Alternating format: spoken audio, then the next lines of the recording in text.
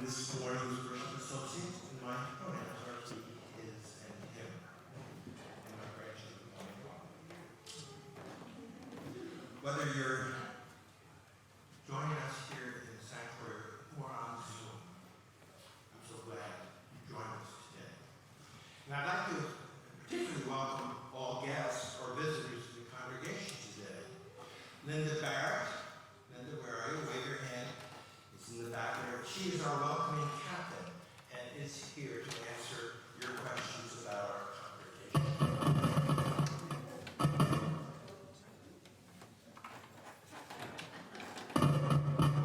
Wow, that's not me. Sorry. Inspired by the origins of Father's Day and the writing of the Reverend Gibbons, today's service will explore how humans in all our diversity can find unity and wonder and reverence. Reverend Christian Smith will be preaching today. About halfway through the service, after the second hymn, children are invited to head to the fellowship house with Sarah Scott, our RE coordinator, for the first week of our UUCSS Pollinators class. This class is drop-in, doesn't require registration, and middle and high school youth are invited to join in if they'd rather spend, however, the rest of the service helping out than here in worship.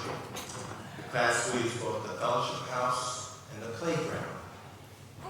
And grown-ups need to come pick up their kids right after the service is ended.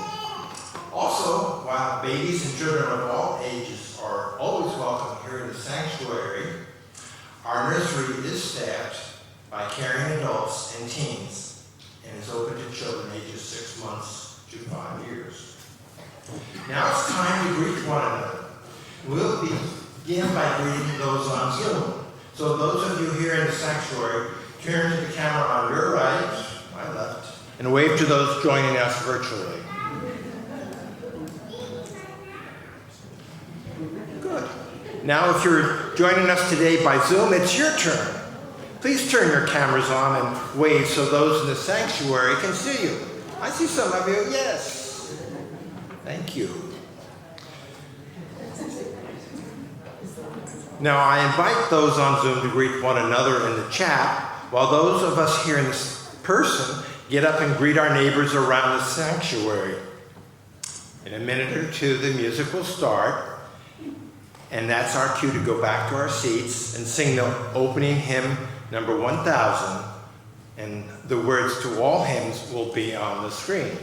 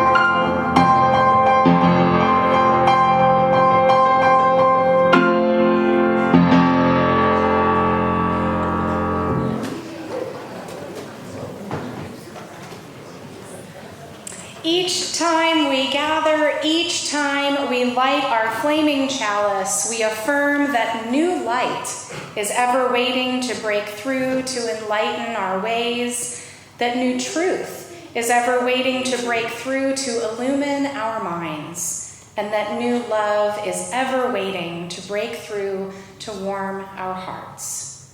May we be open to this light and to the rich possibilities that it brings us. Come, let us worship together. Good morning, everyone. My name is Reverend Kristen Schmidt. I am the settled minister of this congregation. My pronouns are she, her, and hers. I now invite you to rise and body your spirit as we light our flaming chalice, symbol of our free faith. Let's rise and body your spirit. Please join me in saying the words on the screen. May this light warm our hearts with love and caring and guide us in the ways of truth. As we gather here for worship, we pledge ourselves to the endless search for truth, to the right of each to believe as mind, heart, and conscience dictate. Freedom commands, and to implement our belief in the essential worth and dignity of every human being. Won't you please be seated as we join in singing our chalice lighting song.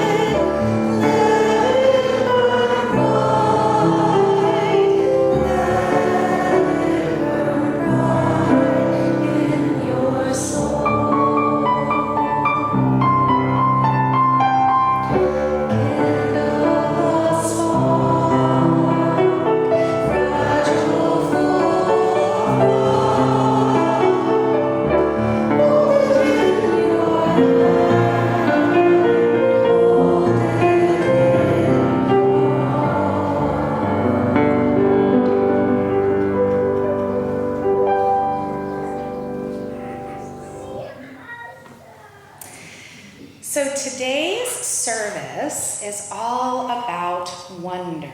Wonder, that feeling that makes you say, wow.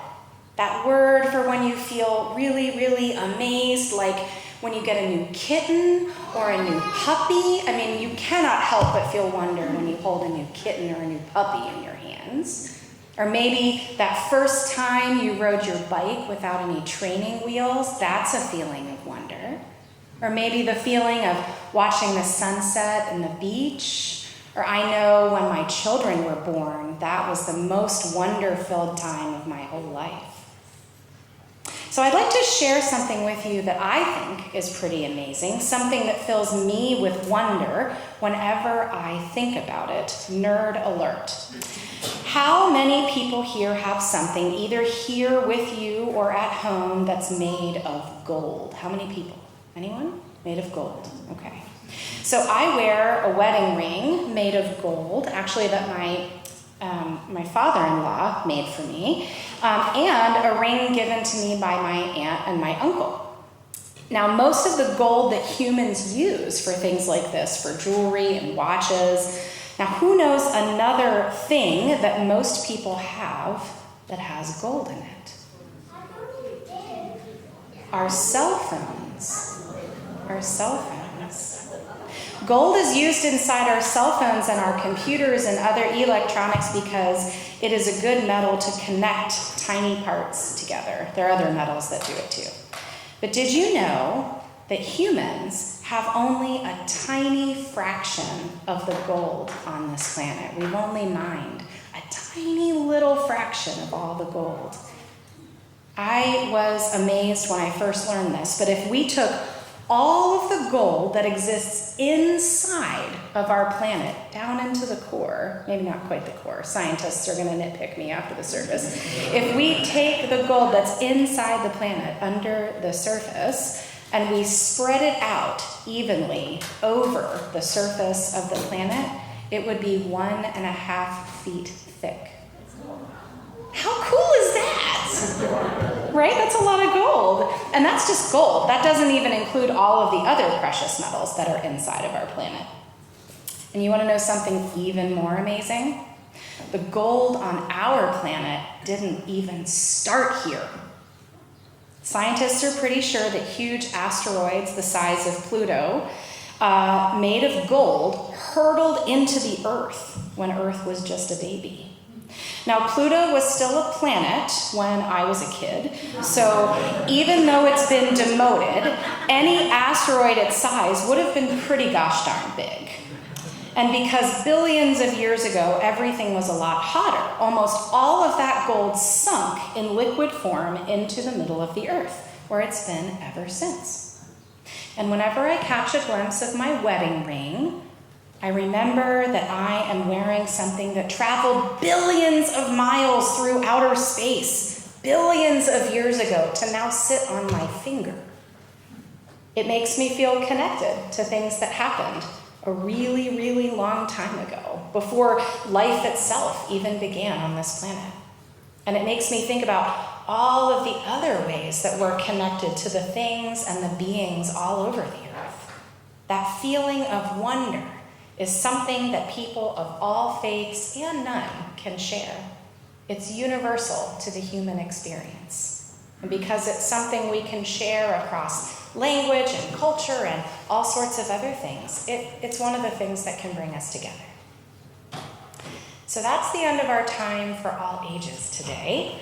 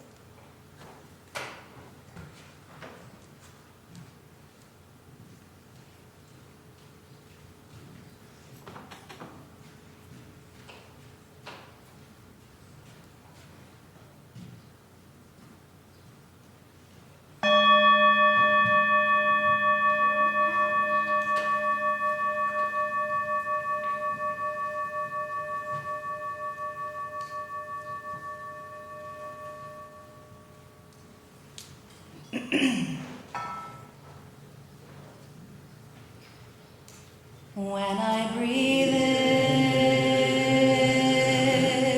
I breathe in peace. When I breathe out, I breathe out love. When I breathe in, I breathe in peace. When I breathe out, I breathe out love. When I breathe in, I breathe in peace. When I breathe out, I breathe out love.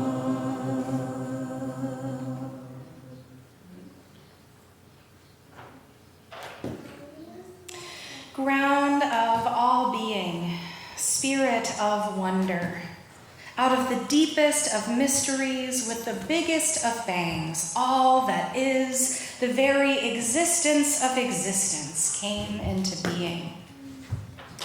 Breath of life, in billion-year-old seas with tiny atoms and majestic molecular replications, with beauty and failure, pain and splendor, all that lives has evolved into being. And each time we behold the magnitude and fragility of our earth, our galaxy, our universe, each time we behold these miracles, our hearts echo unceasingly, over and over again, wow, thank you.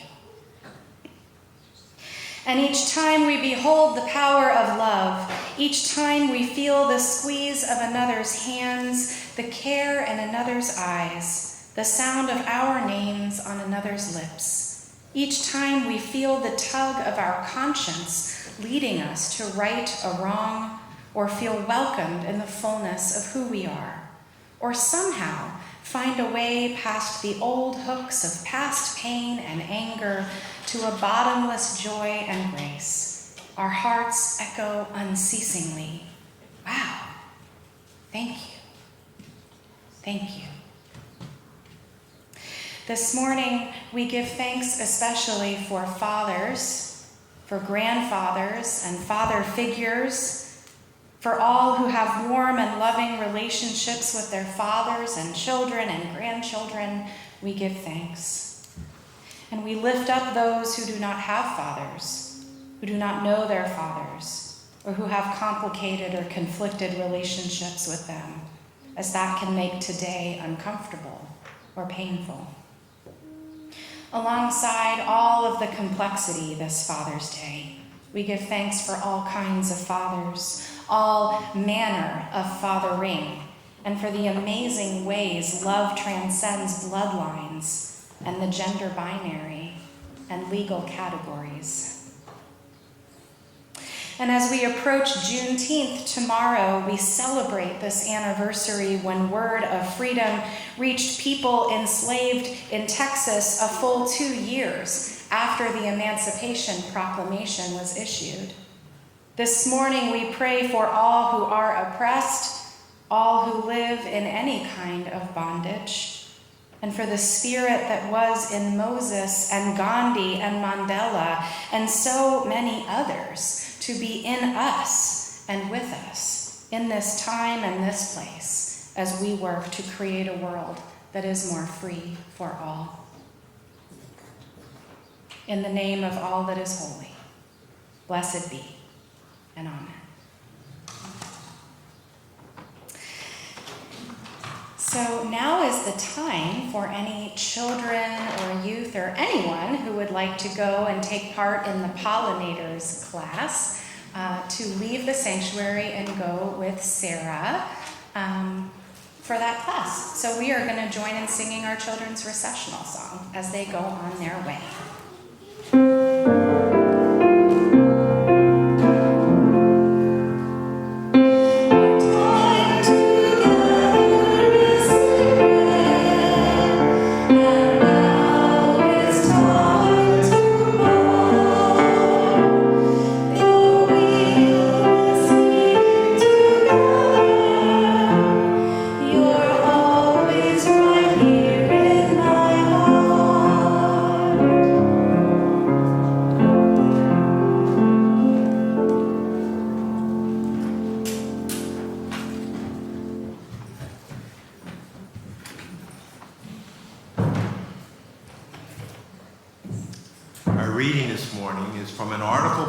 Humanist UU minister, the Reverend Kendall Gibbons, in a 2006 issue of the UU World magazine. The article is titled Human Reverence. She writes, "Since I first engaged in conscious thought, I have been searching for a language of reverence. I am a child of humanist parents and the product of Unitarian Universalist religious education. And so I have built my theology out of my own experiences, not according to any blueprint, but rather from the material of my life's pondered meaning.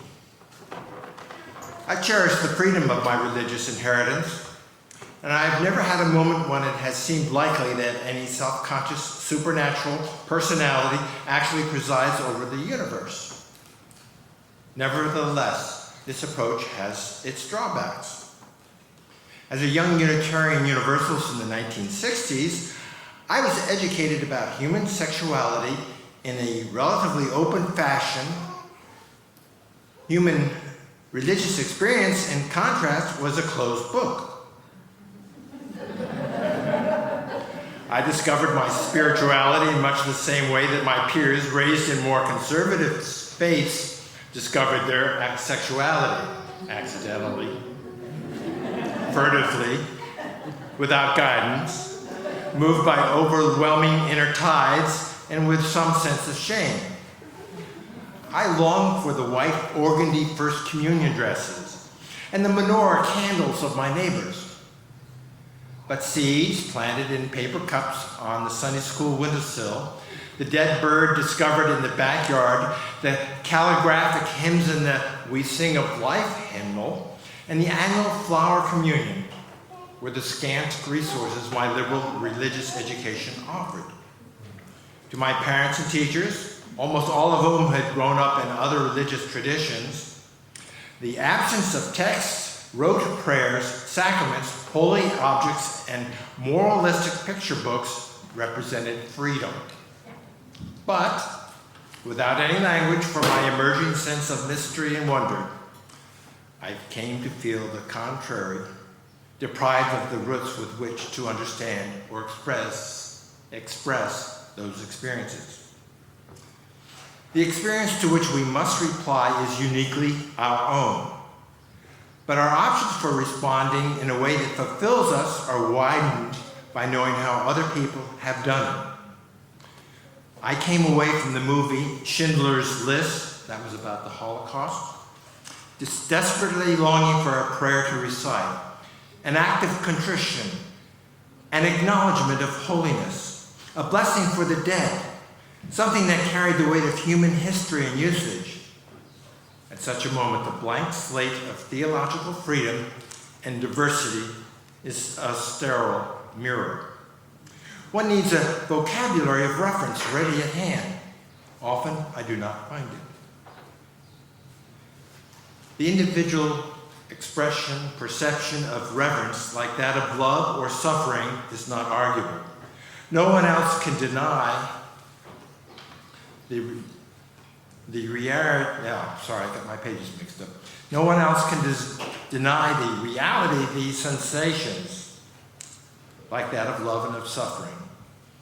When you feel that you have them, I submit that a religious tradition that does not help its members discover meaningful and satisfying ways of expressing and responding to the human experiences of reverence that happen in the course of their human lives is missing a crucial and central piece of its function. We're not dealing in debate or persuasion here. We are talking about how we, each of us, in our uniquely constituted beings, recognize and understand and make sense of that unbidden, overwhelming awe at the wonder, magnificence, danger, demand, and delight of being alive.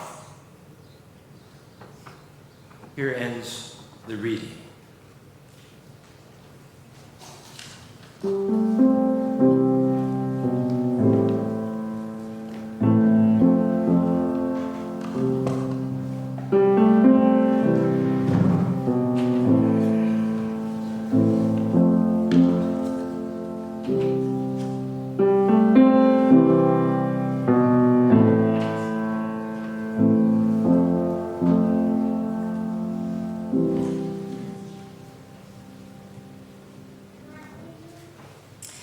Most of the testimonies I've heard Unitarian Universalists give in sermons and living rooms, even in elevators, are about leaving another faith and finding this one. This is clearly a powerful experience shared by many, but my experience is similar to Reverend Kendall Gibbons, author of this morning's reading, who was raised in this faith. I came to Unitarian Universalism a few years later in my childhood than she did, but I'm basically a lifelong UU. Raised by parents who claimed no tradition for themselves, As a young child, I went occasionally to my grandmother's Southern Baptist church, and also with my mother to the Methodist church across Georgia Avenue from where we lived. And I remember those Sundays really fondly, sitting in the pews while old men in tweed jackets passed me butterscotch candies, and church ladies let me help lay out the sandwiches and the cookies for coffee hour. But it wasn't until I was 8 that my parents finally decided I needed some religious education. I had been baptizing my stuffed animals and asking a lot of questions about what happens after we die.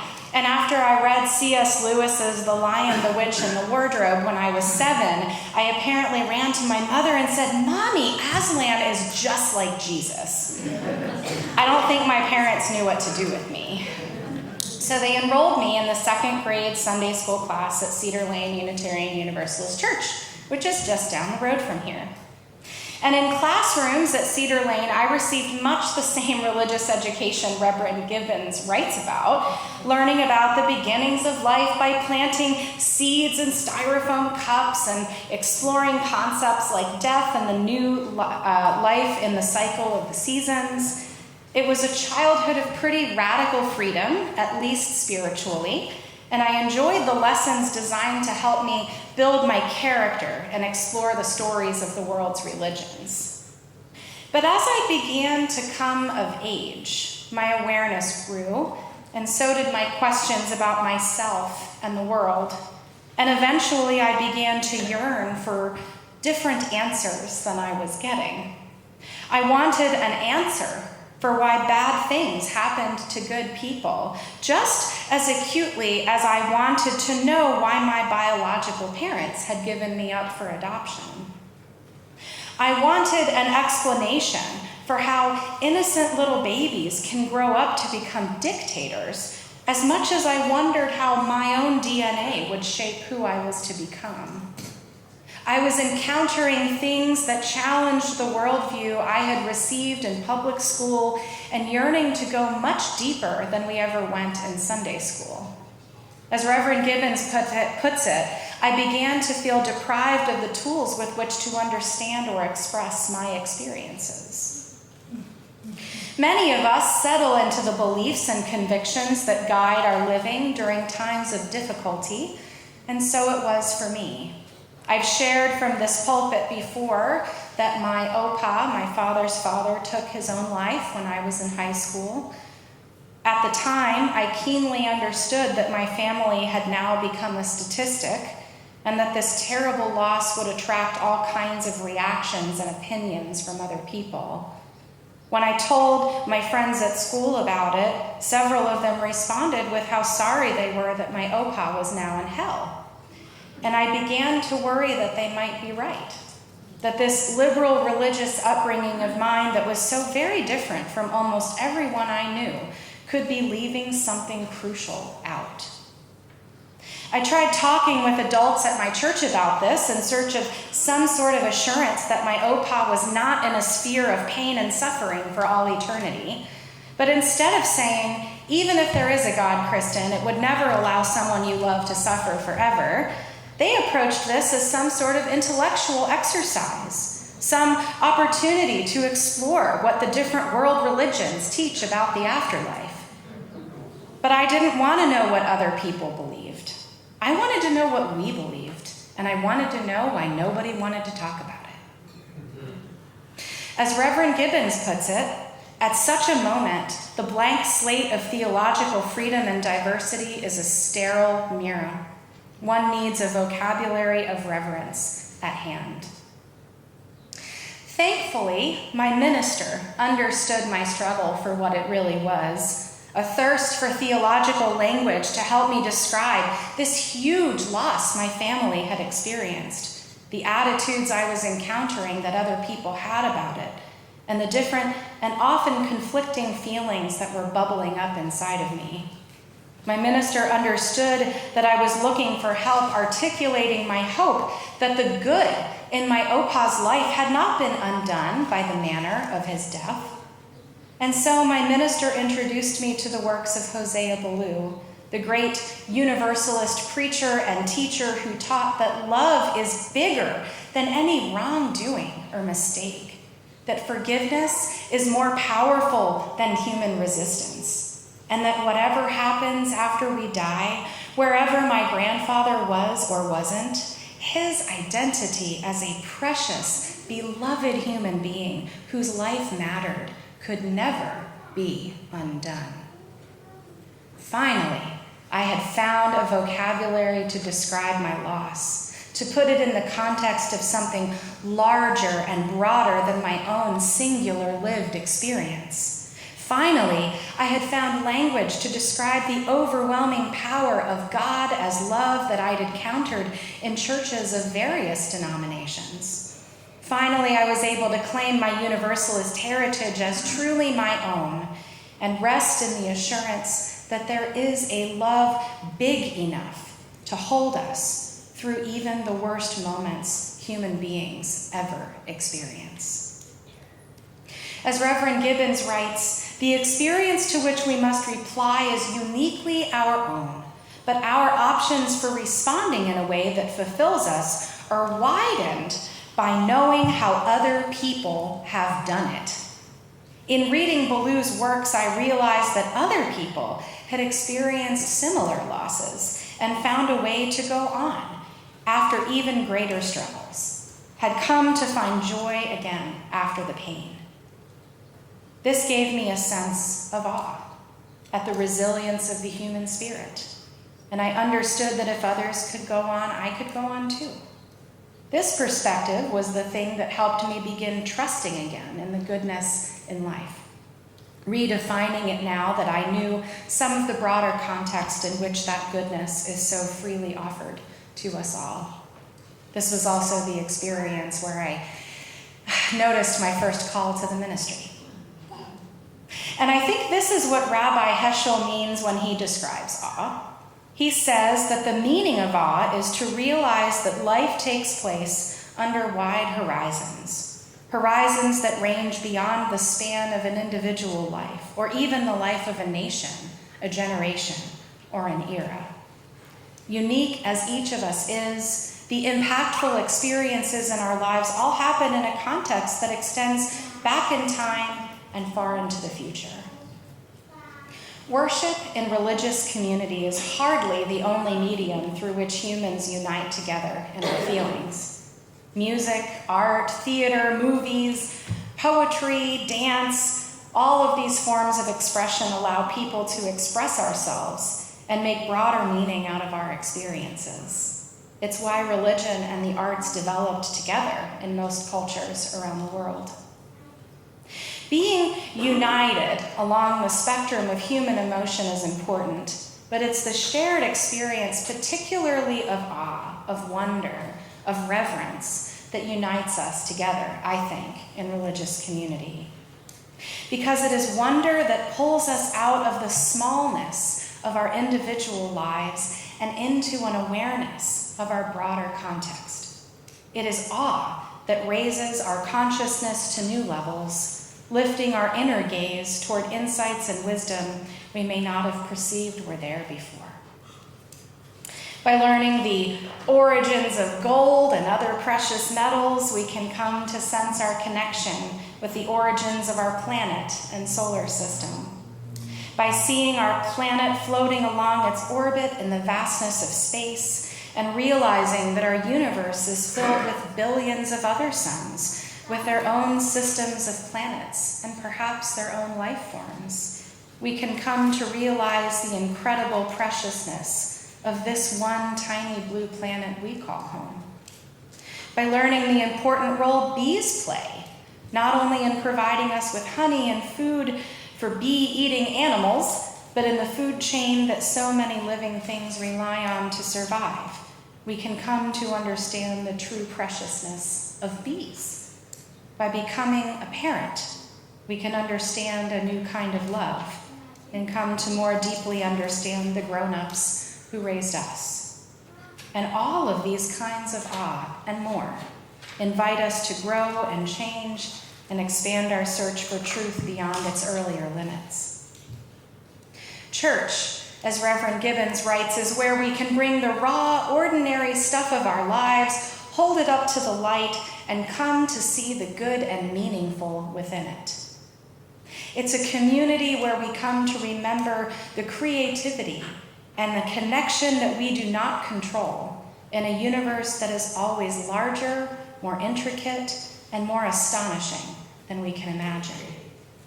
It's a place where we come to see the world in a grain of sand, our children in the faces of children being brutalized by our government, the universe in a wedding ring. And it's the place where we transform these realizations into different choices, new ways of living, and kind, bold, justice-making actions.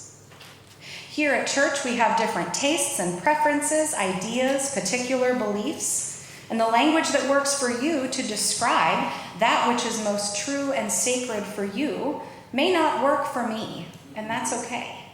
None of us should have to hide a core part of who we are to keep other people comfortable. I'm going to say that one more time. None of us should have to hide a core part of who we are to keep other people comfortable. And we may not all share the same likes and dislikes, but we can find unity and awe and reverence for the miracles of consciousness and kindness, beauty and love. Some of you have told me about how this community has saved you, how after years of being ostracized for some part of who you are or who you love or what you believe or don't believe, that you found acceptance here at UUCSS.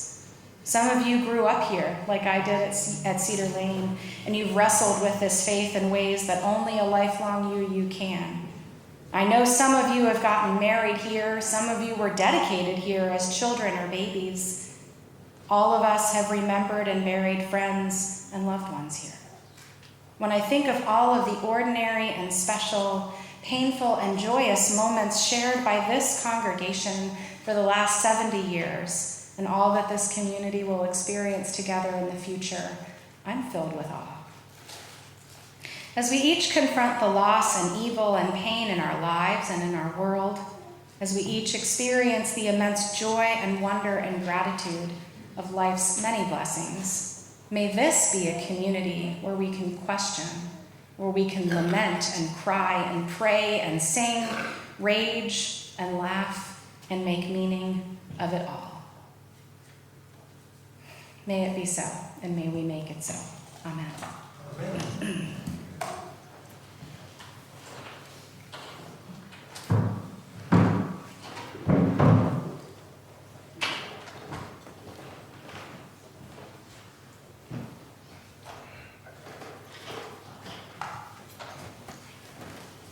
I now invite you into our congregation's weekly practice of generosity.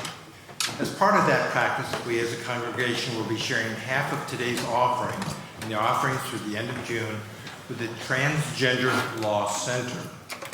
The Transgender Law Center is the largest national trans organization advocating self-determination for all people.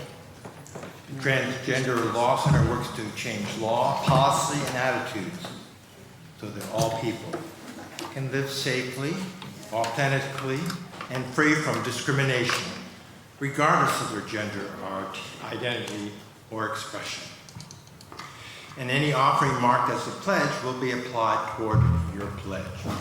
All other monies will be split in half between UUCSS and the Transgender Law Center.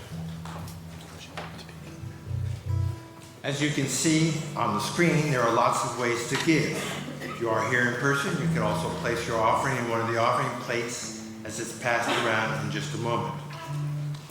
The offering will now be given and received.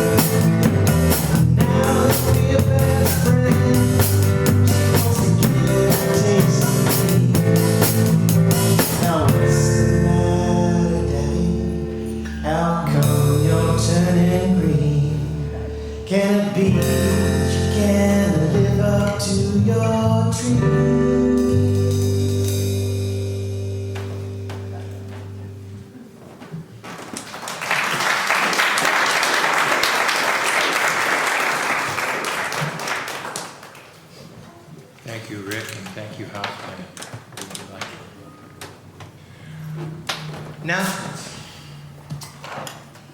Our church is not only the organization that puts together these services, we are a vibrant community of volunteers and staff, a member of the Unitarian Universalist Association, and part of the global UU denomination. Today, we have two announcements. First, about next Sunday.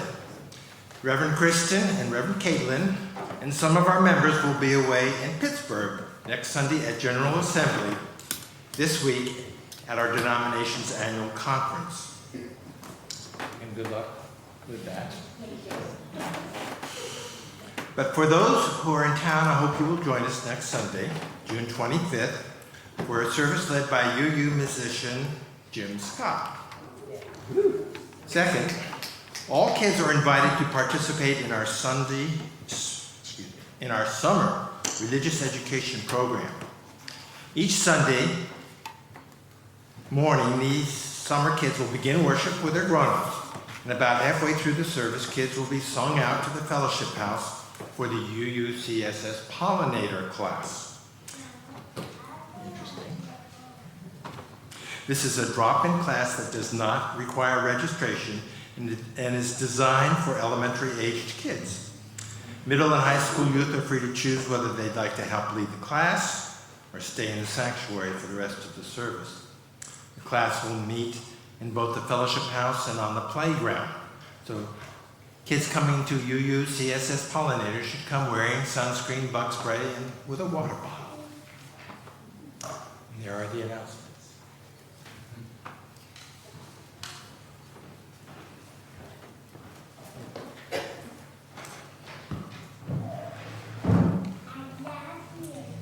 Please join me in the words of our chalice extinguishing. Carry the flame of peace and love until we meet again. And now I invite you to rise in body or spirit and join in singing our final hymn. It's number 354 in the gray hymnal. The words will also be on the screen. We are only going to sing verses 1 through 3, no fourth verse.